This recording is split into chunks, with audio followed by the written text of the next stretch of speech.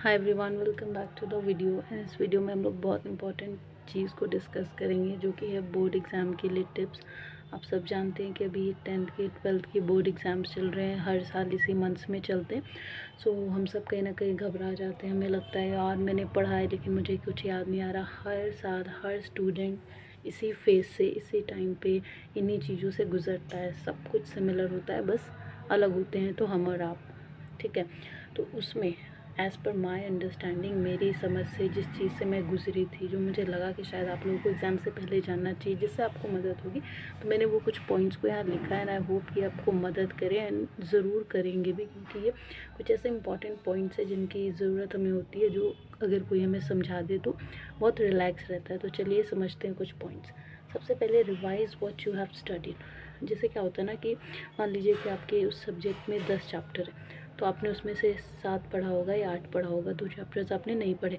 तो पहले उन्हीं 8 को रिवाइज़ करो, एकदम अच्छे से स्ट्रॉन्ग कर लो, ताकि अगर वो 2 चैप्टर आप, इन केस आपके पास टाइम नहीं भी बचा, छूट भी गया, तो उतना लॉस नहीं होगा। और क्योंकि अब मान लो कि क्या होगा कि जो आपने पढ़ा था आपने उसको भी रिवाइज नहीं किया, और जिसको नहीं पढ़ा था उस पर आप पूरा टाइम दे रहे हो और वो कम क्वांटिटी में है, तो आपको ज़्यादा लॉस फेस करना पड़ेगा।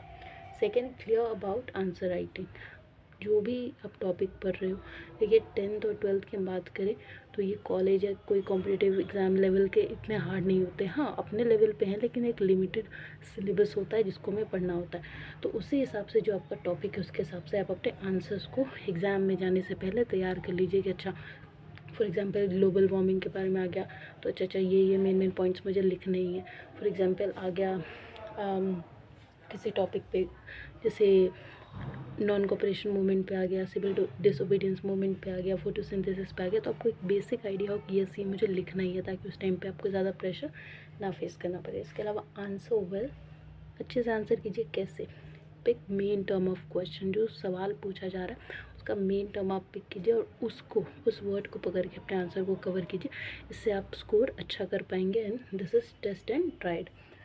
Prepare some points before reaching exam centre. वही कि जो टॉपिक्स हैं, जैसे हमें पता ही होता है कि अच्छा ये चैप्टर है, ये चैप्टर है, तो जाने से पहले कुछ पॉइंट्स आप तैयार करके ही जाएं कि हाँ भाई आ भी गया तो आप घबराएं नहीं कि अरे मैं तो ब्लैंक हूँ, मुझे पता ही नहीं है, ये था वो था। एक आइडिया लेके जाए हर टॉपिक का कि हाँ ये 5 पॉइंट इसके हो गए, 6 इसके हो गए, 4 इसके हो गए, ताकि आप बना के हैंडल कर सको उस सिचुएशन को, उस क्वेश्चन को। और अब जैसे इंग्लिश सब्जेक्ट की अगर हम बात करें तो उसके लिए ज़्यादा फोकस किस पे होना चाहिए? ग्रामर पे होना चाहिए, क्योंकि इंग्लिश सब्जेक्ट ही ग्रामर का है। चाहे स्टोरी राइटिंग हो, चाहे पैसेज हो, चाहे आपका लेटर हो, चाहे नोटिस हो, ग्रामर इज़ अ मस्ट। बात करें मैथ्स की, उसमें फॉर्मूलाज जरूरी है, बिना फॉर्मूलाज के आप क्वेश्चन क्या सॉल्व करोगे?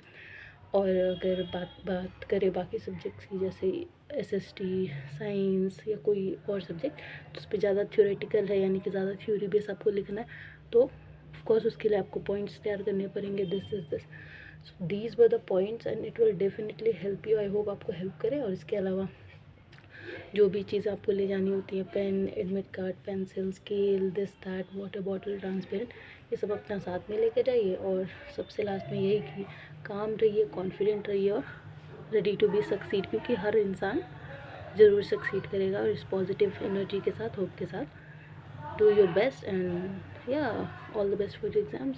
Subscribe, share.